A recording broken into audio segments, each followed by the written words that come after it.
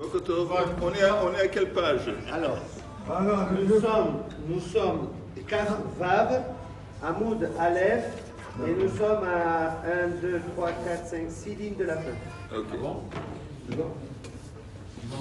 On est donc à la page Kaf Vav, Hamoud Aleph, à peu près 6 lignes de la fin. Ouais, là, ça commence avec les mots.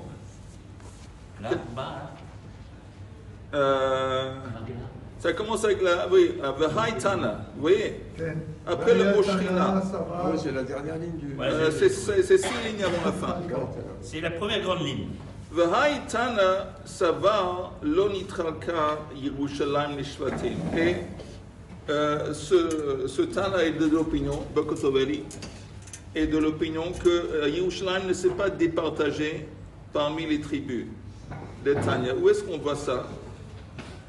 C'est enseigné dans une braïta. Ein maskirim batim biyushalayim mipnei sheinan shelahen. Il dit qu'on n'aurait pas le droit de donner en location les appartements ou les maisons à Yerushalayim parce que ces maisons et ces appartements, en fin de compte, ne leur appartiennent pas.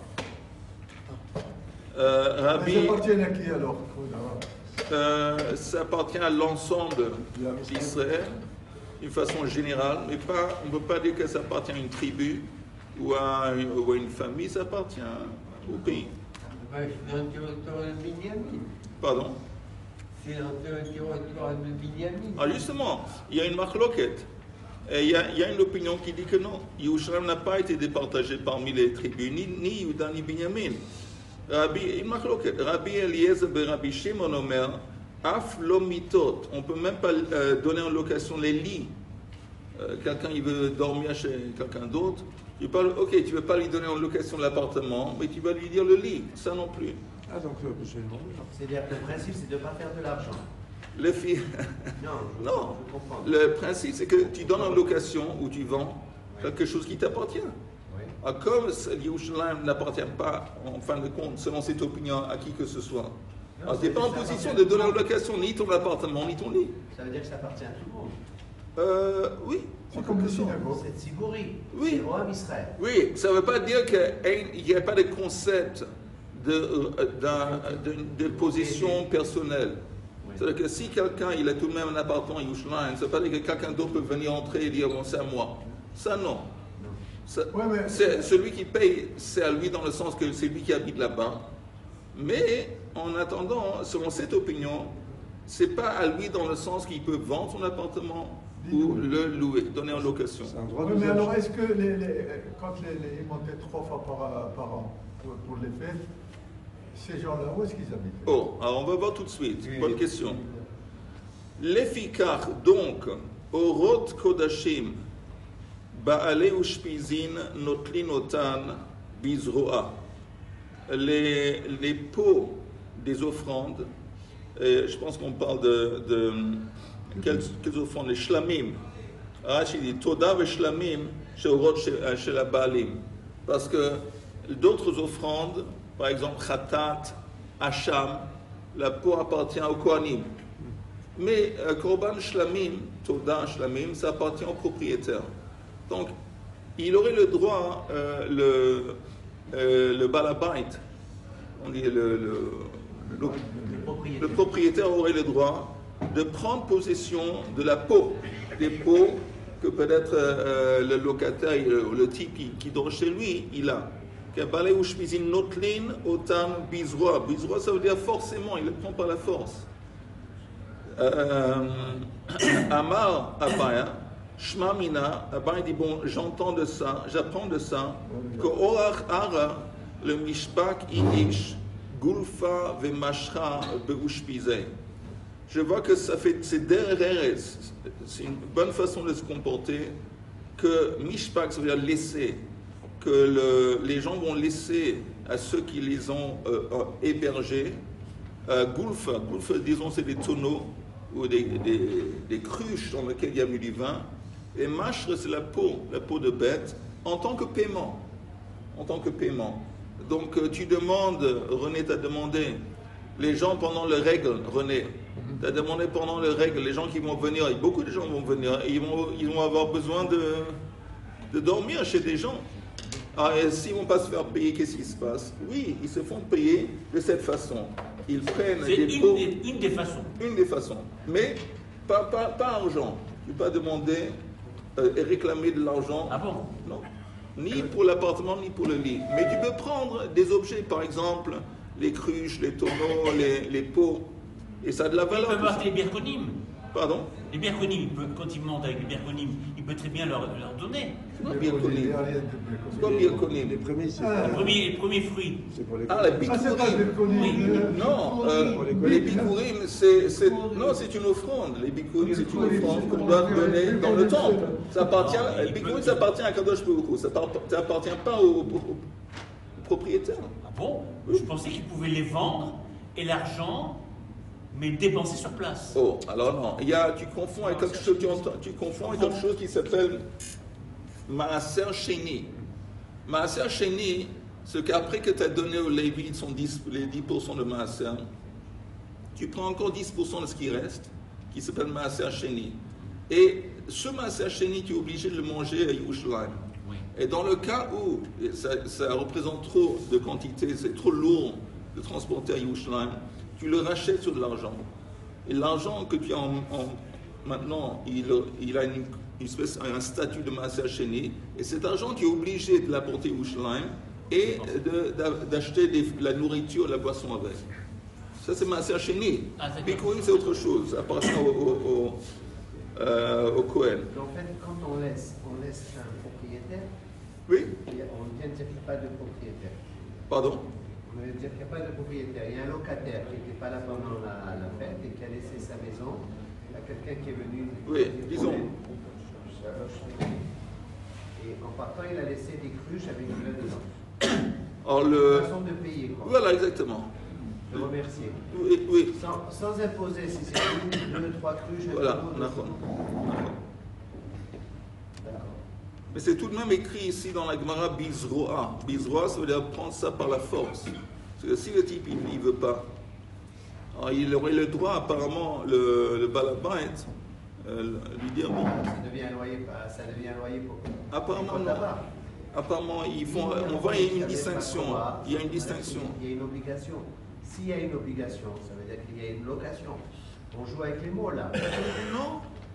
Parce que moi j'ai compris qu'il laisse un tonneau, une cruche, quelque chose par derrière Eretz. Oui. Mais s'il en laisse un ou s'il en laisse 5, c'est en Oui, fonction ça, de- nachon. Ça, c'est la décision on n'y de. impose pas. Oui, c'est vrai. Mais c'est tout de même. Je vais te dire un exemple qui me vient à la tête. Comme on va au restaurant et on donne un pourboire. Un type. Oui. Alors le type, c'est censé d'être. 10% en principe. Oui, mais c'est censé d'être volontaire, non?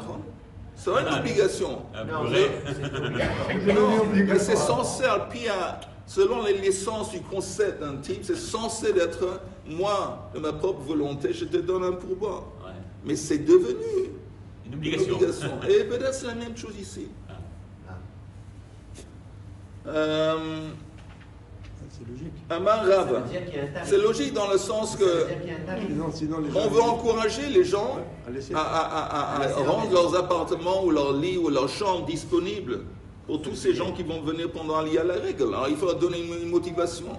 La motivation, ils ne peuvent pas demander de l'argent, une location, mais au moins ça. Donc il y a une valeur. Oui. Si c'est une famille ou si c'est une personne, c'est pas la même chose. Non. Donc, commercialement, il y a une valeur. C'est obligé de laisser, c'est du troc. À l'époque, c'était pas des billets, c'était pas un virement bancaire, c'était pas un truc comme ça. Mais c'est sûr que ça a une valeur. Les pots, c'est pas pour jouer avec. Les pots de bêtes et les cruches et les tonneaux, ça a une valeur. On continue à Marava. L'Oshanu et le Shlom. Je dis, je Le pense marron. aussi que ceux qui reçoivent les personnes, ils ne se font pas payer. Après, ces personnes-là qui viennent, qui sont invitées, avant de partir, ils donnent quelque chose. Voilà. Donc, c'est pas- Amarava, l'Oshanu, on n'a pas appris ce principe. Quel principe? Le principe que dans la Mishnah, notre Mishnah, on a vu, quel est le principe qu'on a vu? Que quand on vend quelque chose qui a une kedusha, l'argent de la vente peut seulement être utilisé pour acquérir ou acheter quelque chose d'autre qui est ou la même valeur ou au-dessus, mais pas moins. Ça veut dire quoi? Ça veut dire quoi? Ça veut dire que l'argent, elle a maintenant reçu le statut de Kedusha de la chose. Tu vends un Sefer Torah. Alors maintenant, l'argent de la vente du Sefer Torah, il a une Kedusha. Alors quand est-ce qu'on dit, ça veut dire quoi? Que cette Kedusha, ça continue. Ça continue, c'est pas un truc qui disparaît. On ne peut pas donner cet argent pour la tzedaka, par exemple. Apparemment non, on va en parler plus tard. Mais encore une fois, c'est pas que l'argent est profané. Disons avec les fruits du Maaser Hasheni, on avait parlé. Quelqu'un il veut profaner les fruits du Maaser Hasheni et sur de l'argent. Il l'a fait. Alors qu'est-ce qui s'est passé avec les fruits? Les fruits ont été profanés. Ils ont perdu tout le statut qu'ils avaient avant de Kedusha. Et tu peux faire ce que tu veux avec. Tu peux faire du commerce avec, tu peux les manger, tu fais ce que tu veux. Parce que c'est maintenant, dorénavant, après qu'ils ont été rachetés. Et c'est, comment on appelle ça? Ils ont été profanés. Ici, ce n'est pas le cas de quel point de vue que, apparemment, la Kedusha, elle reste. Enfin, c'est sûr, un Sefer Torah, c'est sûr, tu le vends. Oui, le Sefer Torah, il reste Kadosh. Et l'argent aussi maintenant, l'argent a été imprégné par la Kedusha. Alors, Amar Rav, ça, ce principe, l'Oshan, regardez juste le Rashi. Le Rashi qui est quatrième ligne avant la fin, à la fin de la ligne, l'Oshanu de Ein Moridin Damim Mikudushatan. Ça qu'on avait dit que l'argent d'une vente, on ne peut pas l'utiliser pour acheter quelque chose de moins cher, de moins important, pardon. Et la chose qui a été vendue, elle conserve son statut, sa kedusha. Af beyad loker domiyad esvarim loker behen sefer Torah vehala manhik svarim behaviatan. Dans tout ce cas, ce qu'on a dit à Marava, je retourne à la Gemara, l'avant-dernière ligne. Lo shanu ela shelo machu shiva tovei ha'ir b'ma'amad anshe ha'ir. C'est seulement à condition que la vente n'a pas été faite par les 7 notables tovei ha'ir dans la présence de la population de la ville. Aval machu shiva tovei ha'ir b'ma'amad anshe ha'ir. Si la vente a été faite par les 7 notables de la ville dans la présence, selon la présence de la ville, afilu les Mishta, on tourne en haut de la page suivante, le Mishta Beishikra Shapir Dame. On pourrait même, avec l'argent de la vente d'une Beit Knesset, l'utiliser pour acheter de la bière. Ça veut dire, si c'est une vente qui a été faite par les 7 notables dans la présence de la ville, alors là, la chose qui a été vendue, même s'il a une kedusha, elle a été profanée. Et qu'est-ce que ça veut dire profané? Que cette Beit Knesset, ce bâtiment, c'est plus une Beit Knesset. C'est plus une Beit Knesset. Et même l'argent de l'achat de la Beit Knesset pour être utilisé pour acheter des choses qui n'ont aucune valeur, aucune sainteté, aucune kedusha.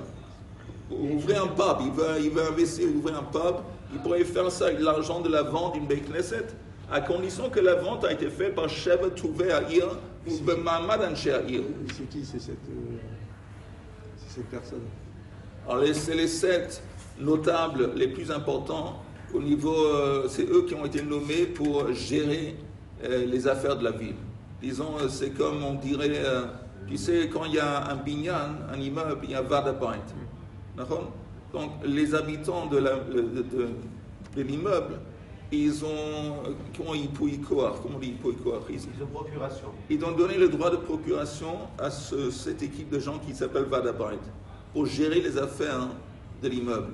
Alors c'est la même chose ici avec une ville. La ville, elle a besoin de comme la Iria. Alors la Iria, c'est des gens qui ont été nommés par les gens de la ville et maintenant ces gens, ils ont le droit de faire des ventes et des choses. Alors si c'est eux qui vendent une Beit Knesset dans la présence, avec l'accord, disons, des gens de la ville, la chose a été profanée. C'est fini, c'est plus de Beit Knesset, il n'y a plus de Kedusha. Compris? Pourquoi, et si ça a été fait sans le consentement des gens de la ville, ouais, alors la Kedusha de la Beit Knesset continue, et si la personne décide de faire un cinéma ou n'importe quoi... Il n'a pas le droit. Mais ça a été vendu. Non, on avait dit. Même quand ça a été vendu ou quand ça a changé, ça a changé de main ou ça a été livré à quelqu'un d'autre, c'est important, ça conserve.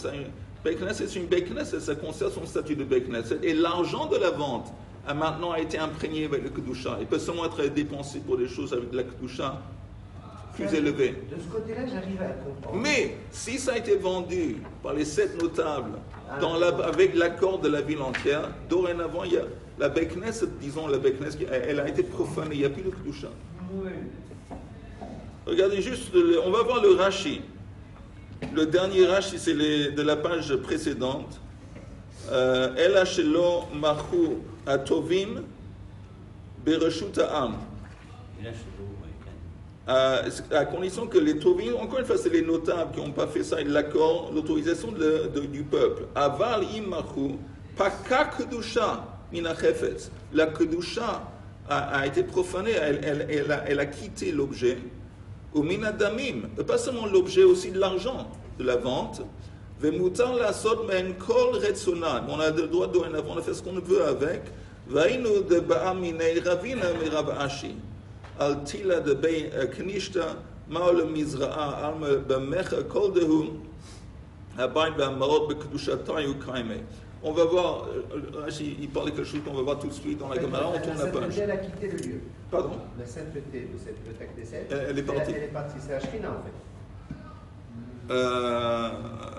C'est quoi la sainteté? Non, même tu dans entends, un lieu, dans une bête même une Beit Knesset, on dit pas qu'un Beit Knesset qui est vide, il y a la Shrina. C'est pour ça que je pose la question. Il y a un Kedusha. Non, tu entends, laisse tomber vendre une Beit Knesset ou transmettre une Beit Knesset à quelqu'un d'autre. Une Beit Knesset normale, qui est vide pendant que les gens prient pas là. Il n'y a pas la Shrina. Ah, il faut minyan. Il faut minyan. Attends, quand il y a, nous, on a 13 et 5 Sefer Torah, ça fait 18 Sefer Torah, on a 3 chasses de Maroc, tout ça, c'est pas de la sainteté. C'est pas la Shrina. La Shrina, c'est seulement quand il y a un minyan. Quand il y a un minyan et quand il y a des gens qui apprennent la Torah. Le livre, les sifrei Torah en eux-mêmes, ils n'ont pas de Kedusha. Mais quand il y a un juif, même un individu qui apprend, bon, je ne sais pas si ça s'appelle la Shrina, mais c'est écrit Kadosh Baruch Hu, il est avec lui. Donc ça veut dire que le rapport entre un juif et l'étude de la Torah qui est en train d'étudier, là il y a déjà un Kadosh Baruch Hu est présent, à plus forte raison un minyan. Mais un Beit Knesset, même un Beit Knesset normal, tant qu'il est vide, il n'y a pas de Shrina. Moi j'avais étudié avec le rabbin orthodoxe du quartier. Qui nous avait enseigné qu'on ne peut pas rentrer dans une synagogue ou quand on rentre dans une maison ou dans un autre lieu. À partir du moment où on rentre, d'abord, on peut courir jusqu'à la synagogue, mais dès qu'on rentre dans la synagogue, on ne court pas. Et là, il nous l'a dit, enfin il l'a dit aussi à moi. Et il a dit qu'il ne faut pas utiliser la synagogue comme un lieu, par exemple, bon, je vais passer par la synagogue, j'ai envie d'aller au toilettes. Non, ça c'est sûr, tu ne peux pas faire un capandaria. raccourci. Tu ne peux pas, Nachon? D'accord. Oui, mais ça, rien à voir. Il n'a pas le droit d'utiliser. Oui, mais Chaim, tu as raison. Ça n'a rien à voir. Mais ça n'a rien. Même le rabbin orthodoxe du quartier, il a une raison. Quand on parle, il est différent. Mais en temps, tout ça, ça n'a rien à voir avec la Shrina. Ça fait partie du kavod qu'on est censé de donner. C'est pour nous, ça cible qui? Toutes ces halakhot, ça cible qui? Ça vient protéger quoi? Toi, ça vient t'éduquer à toi et de te faire comprendre que la Beit Knesset, il faut donner du kavod. Tu es dans un endroit kadosh, un endroit qui est consacré des choses qui sont kadosh, alors tu te comportes d'une façon convenable. C'est tout. Mais c'est comme des Eretz. Hein? Non, c'est pas Shrina. C'est un peu difficile à... Écoute, non, c'est facile. Le côté la Maharavi. Attends, prends un Chumash ici. Prends ici. Regarde, il y a ici Khamisha, le livre, il y a un grand Chumash ici. Ou même qu'est-ce que c'est quoi? Mishneh Torah du Rambam. Le Mishneh Torah du Rambam. Est-ce que j'ai le droit de le mettre par terre? Tu peux laisser. Ben non, si tu veux. Non. Tu entends, Chaim? Le Mishneh Torah ici qui est sur la table, est-ce que je peux le mettre par terre? Comme je me l'ai dit, non. Mais ça ne veut pas dire qu'il y a la Shrina, il n'y a pas la Shrina. C'est parce que nous, on est obligé d'accorder du respect, du kavod, de donner du kavod. Mais c'est la même chose exactement. La Beit Knesset aussi. On doit donner du kavod à la Beit Knesset, ça demande un comportement qui est mechoubad. Donc tu ne peux pas utiliser un Beknes en tant que raccourci, tu ne peux pas jouer au billes devant, et tu peux pas jouer au foot dedans, plein de choses que tu... Mais ça ne veut pas dire que la Shrina est là. Toi, tu dois donner du kavod à ça, mais ça ne veut pas dire que la Shrina est là. La Shrina, ça veut dire quelque chose. C'est la manifestation de la Kadosh Baruch Hu dans ce monde. Il y a deux choses qu'il faut C'est en fait, c'est la tefila, c'est la l'étude, présence. Oui. c'est Non. la Shekhinah. Mais on dit Kutch Baruch Hu. On dit Kutch Baruch Hu, Israël, que Oraita, Chadahu. Le Zohar dit Oui, que la Kadosh Baruch Hu, le peuple d'Israël et la Torah sont un. Israël, la Torah est un. Et la Kadosh Baruch Hu, c'est un. Et Ça le veut dire que peuple l'âme Israël, nous on est comme la Shrina. C'est quoi la Shrina? La Shrina, c'est la manifestation de la Kadosh Baruch Hu ici dans ce monde. Et où est-ce que la Kadosh Baruch Hu se manifeste? À travers le peuple juif. Quand il y a un minyan de juifs qui sont là, qui sont en train d'apprendre ou en train de prier, la Shrina est là. Je peux t'embêter un peu? Même beaucoup. D'accord. La Shrina, elle est la même chose quand on est à Strasbourg ou à Londres? Peut-être il y a des niveaux différents, mais il y a la Shia, c'est Il y a un des minyan de niveaux juifs. différents. C'est sûr, parce qu'en Israël, c'est Eretz HaKodesh. Mais maintenant, tu commences à déraper un petit peu, si j'ose le dire. Parce que la Shrina, c'est pas important, même 10 juifs à Honolulu. Alors, il y a la Shrina. Ah. Mais c'est pas la même chose, le niveau de Kedusha est différent quand on est Eretz Israël. Eretz HaKodesh, c'est différent. C'est Ok. important ce que vous dites là. Parce que autant il y a des niveaux pour les avérotes, donc Génie, etc. Rishon, Génie, etc. Donc pour la Kedusha, il n'y a pas de sous-niveau. Soit ça existe, soit ça n'existe pas. Non, Non. il vient de dire que non. Non. Où est-ce Il que vient de dire que non. Non, où est-ce que je vois À que non? Jérusalem, c'est pas Non, pareil. Mais non, il vient de dire le contraire. où est-ce que je vois que non?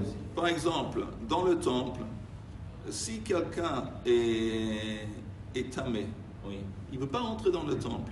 c'est non. C'est non, parce que le temple, c'est une kedusha. Mais une fois qu'il va au mikveh, il peut rentrer. Mais quand il rentre dans le temple, jusqu'où est-ce qu'il peut arriver? Il peut seulement arriver dans Ezrat Nashim, peut-être Ezrat Israël. Mais il ne peut pas, en tant qu'Israël, aller dans Ezrat Kohanim. Il ne peut pas aller dans le Eichal, où se trouve la menorah, et où se trouve le Shulchan. Il ne peut pas.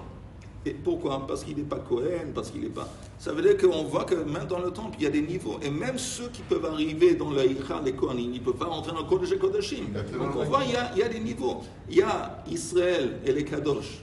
Israël, c'est la terre sainte. Israël, la terre d'Israël. À la terre. Oui, mais en attendant, Yerushalayim, c'est la ville, c'est Ir HaKodesh. Et dans Yerushalayim, il y a Beit HaMikdash. Et dans Beit HaMikdash aussi, il y a des niveaux de Kedusha. Donc il y a des niveaux de Kedusha. Donc il y a des niveaux de Kedusha, aussi bien les hommes que les objets. Oui. Ok. Les hommes que les hommes Les espaces. l'espace, exactement. Pas les objets. Oui, Non. c'est l'espace, l'espace. Les hommes et Si c'est en l'espace. Israël ou si c'est en dehors d'Israël. Et si c'est à Jérusalem ou si c'est en dehors de Jérusalem. Et aussi avec quoi? Et des niveaux aussi avec le temps. Avec le temps. Avec le temps, c'est ce que je Le temps aussi. Il y a le temps, l'espace et les hommes. Dans l'espace. Et là, on voit qu'il y a des niveaux. D'accord. Ok. On retourne à la Gemara. Où est-ce qu'on est? On vient de Ah, la faire Mishnah Bereshit, oui, en haut de la page. Vous avez fait Rami Bar Abba. On est en haut, on est à Chaf Vav, Amoud Bet, en haut de la page. Tu vois? Ravina, Havaleyahu Tila. Ravina avait de Beiknishta. Il avait apparemment dans son domaine, dans sa propriété, il avait une ruine, une Beikneset qui était comme une ruine. Et il est allé demander une question. Ante le Kamei de Rab Ashi. Amarle, Maum le Mizra'a. Est-ce que je pouvais planter à l'intérieur de cette Beikneset? Ok, il y a une Beikneset en ruine. Alors, il demande, est-ce que je peux planter? Sur le sol, il y avait de la terre. À l'intérieur de cette ruine, est-ce que je peux planter dedans? Tila, c'est une ruine. Tel, c'est une ruine. Voilà. Regarde juste le Rashi, deuxième ligne dans la page, le Rashi. Kol bait harus karui tel. N'importe quelle ruine, une maison détruite, c'est un tel. Ok? כמו שהייתה לתל עולם. בקיצור, Ça énerve le rab à chaque fois. Les 3 minutes que tu fais, ça énerve. T'entends, Moshe, regarde-moi. Moshe. Je répète, tu sais ce que c'est Chaf Vav? C'est un livre comme nous. En haut, tu vois la page Chaf Vav? Tu vois ou pas? Oui, il a. Et la page, le Hamoud Bet. Tu vois, il y a un bet. Dans le Steinsaltz, il doit y avoir un petit bi, un bet. C'est un bout de bête là-bas. Et c'est en haut de la page. Alors, c'est en haut de la page. Voilà. À partir de ce moment. Voilà, Exactement. Il a fait Ravina. Ok. Yavina, je répète pour Moshe. Havale Ahutila. Il avait une Bekneset en ruine. Atila de Beknishta. Atala Kameh de Rabbi Ashi. Il allait demander à Rabbi Ashi, Amar le Mao le Mizra. Est-ce que je peux planter à l'intérieur? Alors le Rav lui a répondu, Amar le Zil, Zavne, Meshiva Tuve'a'ir, B'ma'amad Ansha'ir. Il a dit, va et va acheter cette Beit Knesset de la part des 7 notables dans la présence. Ça ne doit pas être nécessairement dans la présence, mais ça doit être avec l'accord de la population de la ville, Uzra'a. Et là, tu peux planter. Ça veut dire qu'en fin de compte, une Beit Knesset qui est en ruine, elle conserve son statut de Beit. Il y a une Kedusha. Mais, on peut encore dire, tu veux faire ce que tu veux avec cet espace, tu dois acheter ou faire en sorte qu'il va y avoir une vente de la Beit Knesset par les 7 notables avec l'accord de la ville. Rami Bar Abba. J'ai une question. Ok. Comment ça se fait qu'il faille demander l'autorisation alors que c'est son domaine à lui? C'est privé? Oui, mais c'est une Beit. Pour faire sortir la Kedusha. C'est une Beit Knesset. Oui. C'est une Beit Knesset. Il y avait un... Ça a une Kedusha, une Beit Knesset. C'est pas la Shrina, c'est pas la Shrina, mais ça a une Kedusha. Comme un Sefer Torah, ça a une Kedusha, mais c'est pas la... Alors qu'au côté, la Shrina, elle est tout le temps. D'accord. C'est comme si une Beit Knesset, ça appartenait à tout le monde, en fait. Non, on a vu avant. On a vu avant qu'il y avait une distinction. Il y a des Beit Knesset dans les grandes villes qui appartiennent à tout le monde, et ça veut dire que les gens de la ville, ils ne peuvent pas le vendre. Ouais, ça, c'est rentable. Mais si c'est une Beit Knesset, disons, du quartier qui a été construit par les habitants locaux, comme ça, là, c'est à eux, ils pourraient le vendre. Rami Bar Abba Haba Kabane Beit Knishta. Alors, il y avait un certain Rami Bar Abba qui était en train de construire une Beit Knesset. Haba Hi Knishta Atika. Et il y avait à côté de lui, Atika, ça va ancien, il y avait une ancienne synagogue, une ancienne Beit Knesset. Le mystère, il a voulu démonter les mystères, le itouye livne ve kashure mina ve ayule lehatam. Il a voulu enlever livne, c'est les briques, et kashure, c'est les morceaux de bois qui sont sur le plafond. Les poutres. Il a voulu utiliser les poutres, c'est kashure, et les briques de l'ancienne Beit Knesset et les introduire dans la nouvelle Beit Knesset qu'il était en train de construire. Pour donner un peu de... Alors, Yati vekami bayale, il allait demander, de Rav Chisda, cet enseignement de Rav Chisda, d'Amar Rav Chisda, lo listor Beit Knishta, ad banei Beit Knishta achrite. Il a enseigné Rav Chisda qu'on n'a pas le droit, lo listor, on n'a pas le droit de démonter, de détruire une Beit Knesset avant qu'on a construit une nouvelle. Pourquoi? Alors, apparemment, tu dis, quel est le problème? Je suis en train de construire une nouvelle. Alors, j'ai le droit de détruire l'ancien. Ce que je fais, c'est le nouveau qui va remplacer, le nouveau va remplacer l'ancien. Mais là-bas, la raison pour laquelle on n'a pas le droit de la détruire jusqu'on a fini de construire la deuxième, la nouvelle, qu'est-ce que c'est pshiuta? On a peur qu'entre-temps, je ne sais pas, il y a un accident qui se passe, il y a un délai qui se passe, et on ne va pas continuer de construire la nouvelle. En attendant, on a détruit l'ancienne. Et ça, c'est pas bien. Pshiuta, comme pshia. Pshia, c'est une négligence. On n'a pas d'un cas de négligence. Alors, mais on lui demande, ce qui lui... c'est Rami Bar Abba qui high governor mai. Mais dans mon cas, de cette façon, est-ce que ce serait possible? Ça veut dire, il n'a pas besoin de détruire la Beit Knesset pour construire. Il est en train de construire une nouvelle. Et il veut simplement utiliser des morceaux de l'ancienne pour les introduire dans... Il n'y a plus de plafond, il n'y a plus rien du tout dans l'ancienne. Les poutres, c'est ce qui... Apparemment, il y a des poutres. Il y a des poutres qui sont toujours attachées à l'ancienne. Bon. Alors, il voulait savoir, est-ce que là, c'est différent? Le Kamei de Rav Papa, il allait demander, il s'est présenté devant Rav Papa, va à Sarle.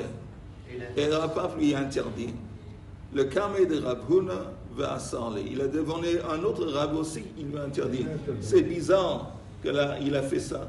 Parce que normalement, on n'a pas le droit. Une fois qu'on demande à un Rav, c'est fini. Il a demandé encore une fois, peut-être. Mais c'est logique. C'est parce qu'il faut qu'il achète l'ancienne Beit Knesset avec les 7 notables. Après, il fait ce qu'il veut. Et je pense pas seulement ça, mais encore une fois, on avait dit le même argument qu'on avait dit avant. On a peur que quelque chose va créer un délai. Et donc, il dit la même chose. Tu enlèves. Mais tu enlèves, c'est pas évident que le moment que tu as enlevé, tu vas introduire dans la nouvelle. Tu enlèves et puis tu mets de côté. Alors, comme tu dis, si vraiment ils vont vendre l'ancien par les 7 notables avec l'accord de la ville entière, alors là, c'est pas de problème. Parce qu'il n'y a plus de Beit Knesset. Il n'y a plus d'un Mahamad de Beit Knesset. Ah, mais là, ça veut dire que c'est pas dans le même endroit. On utilise le matériel pour faire une autre synagogue. À côté. Mais pas où il y a cette synagogue. Non, c'est pas le même endroit. Parce que si c'est là où il y a le même endroit, il n'y a aucun souci. Ben, si c'est le même endroit, tu ne peux pas reconstruire la nouvelle sans démonter l'ancien. Mais je ne pense pas qu'on a... Et on pourrait dire... Non, peut-être la synagogue, elle est petite. Tu vas les chapettes. Les chapettes. Tu vas embellir... La synagogue, peut-être, elle est petite. Il y a beaucoup de gens de Kahal. Alors, il veut construire une synagogue pas loin, à côté, une grande. Alors, donc, c'est pas la peine d'aller loin. Tu sais quoi? Ça veut dire que même si elle est à côté, on peut construire une autre synagogue à côté. Le tout, c'est qu'elle soit... Le tout, c'est que tu n'as pas le droit de démonter l'ancienne jusqu'à que tu as fini de construire le nouveau. Une fois que tu as construit le nouveau, et maintenant tu veux prendre des morceaux de l'ancien et le mettre dans le nouveau, il n'y a pas de problème. Pourquoi? Parce que les briques et les poutres, tu ne vas pas les profaner. Parce qu'ils faisaient partie d'une Beit Knesset. Et maintenant, ils font aussi partie d'une Beit Knesset. Mais si tu les démontes, tu les enlèves, tu les mets de côté dans le but de les utiliser pour la nouvelle, mais tu n'as pas encore construit la nouvelle, tu n'as pas encore fini, on n'a pas le droit. Parce qu'on a peur que tu ne vas pas arriver à finir la nouvelle. En attendant, tu as démonté des morceaux de l'ancienne Beit Knesset. Et ça, c'est une profanation. C'est comme ce qui se passe aujourd'hui. Le truc, il y a le Séguer, il n'y a pas des ouvriers arabes qui travaillent. Alors, tout est arrêté. Et ça, c'est pas bien. Si ça est fait. Le Havdil, billion Abdalot. Par exemple, une fois que ça sera construit, Bezrat Hashem, les Mayas, est-ce qu'on peut prendre le Teva et l'amener en haut? Il faut demander à Benisha. Non, mais évidemment. Ok, on continue la Gemara. Aujourd'hui, il y a des immeubles qui sont chameaux. Maintenant, on autorise, si on remet de détruire, si le Kabbalah, il s'engage à remettre exactement. Qu'est-ce qu'ils font? Et on le voit dans le Al-Rov, Famina, ils mettent des numéros sur chaque pierre. C'est sur le plan. Non, ça n'a rien à voir ce que je dis. Ils remettent exactement au même endroit les pierres, avec les isodotes dessous qui sont différentes, on doit supporter le poids dessus, mais la façade, c'est le même esprit. Chaque pierre c'est la même idée. S'il vous plaît, une question. On va ramener donc quelque chose de plus matériel. Dans cette Beit Knesset, il y a des chaises, il y a des pupitres. Alors, la Beit Knesset est Kodesh. Okay. Est-ce que les chaises sont... Non, mais on va parler de ce sujet dans la prochaine fois qu'on se rencontre. Alors je retiens le temps. Non, mais on va en parler bientôt. C'est une bonne question. Alors on continue. La Gemara dit encore un petit peu. Une Beit Knesset qui a été échangée ou Zavuna ou vendue, charrée. C'est permis. C'est quoi permis? c'est permis de l'utiliser pour ce qu'on veut. Parce qu'une fois que ça a été vendu ou échangé, ça veut dire que ça a été profané encore une fois. Ça laisse entendre que la vente a été faite, comme on avait dit, tandis que Ogura ou Mashkuna, si quelqu'un loue, il loue l'espace de la Beit Knesset, ça s'appelle Agura. Mashkuna, il l'utilise pour un mashkon, il donne un mashkon aussi pour l'utiliser à sourd. On ne peut pas l'utiliser pour n'importe quoi parce qu'elle conserve son statut de Beit Knesset. Okay? Regardez juste, si vous regardez juste le Rashi, qui dit Chaloufei vezavunei. Oui. Ça veut dire quoi? Mashkon, ça veut dire le mot mashkon. Tu donnes un gage, c'est pour le droit d'utilisation. Une garantie. Une garantie. Rashi dit Chaloufei vezavunei. Chalak kedushato ala chilouf ou ala damim. Ça veut dire que l'argent a été transmis, la kedusha a été transmise à l'argent, ou quelque chose. Vehu yatsa mina kedusha lishtamesh bo. Et en attendant, la Beit Knesset n'a plus de kedusha et on peut l'utiliser pour ce qu'on veut.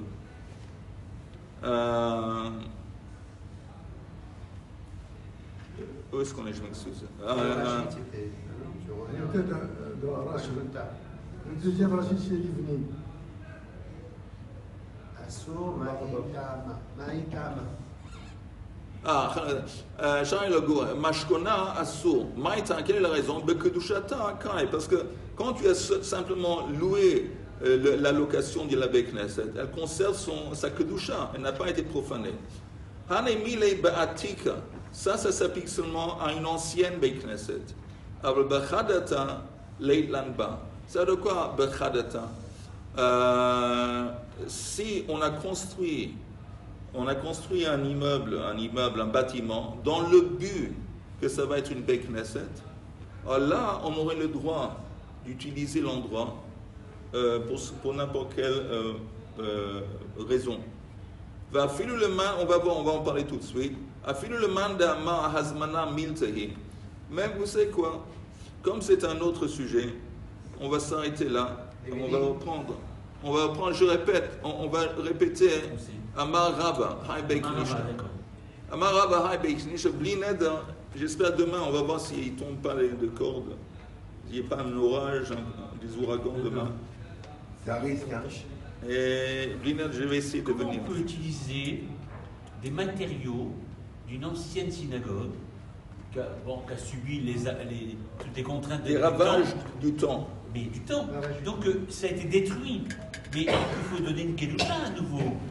Si j'introduis ces objets ou ces briques dans la nouvelle synagogue que je construis, il faut qu'il y ait une cérémonie qui permette de donner. Non, parce que tu prends les briques, tu prends des poutres ou des briques qui ont été en mauvais état. Non, c'est pas important, on parle. S'il veut les utiliser pour la nouvelle, ça laisse entendre qu'ils sont dans un bon état. Il y a des briques par-ci par-là, des poutres qui sont en bon état. C'est pas ça qu'ils veulent les utiliser, ils sont utilisables. Et ils ont une kedusha. Parce qu'ils font partie d'une Beit Knesset qui n'a pas été profanée.